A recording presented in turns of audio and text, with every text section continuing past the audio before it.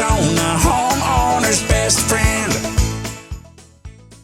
You talked about, all the benefits of gardening in the community, and whether it's mental or physical, some people call it grounding. There's just something about getting your hands in the soil that, just does something to your physical and mental state. Absolutely. Yes, there have been scientific studies on how the microbes release, and release I can't say a pheromone, but it releases things into the air that helps stabilize moods.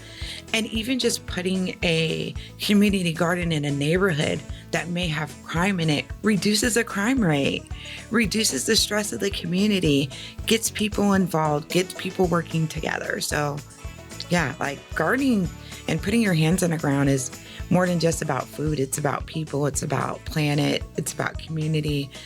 It's about health, all of that. It's about love, man.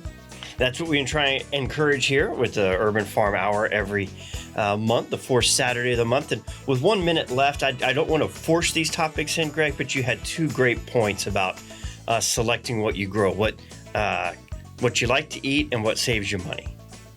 Oh, yeah.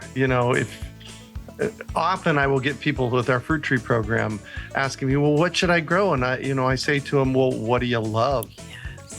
Only grow what you love. I planted some cauliflower this year. We don't love cauliflower here. And it kind of did okay. It didn't do great. And it, ended up getting composted.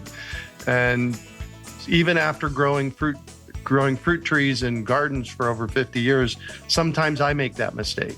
So if you're going to spend the time, money, and energy to grow something, make sure you love it.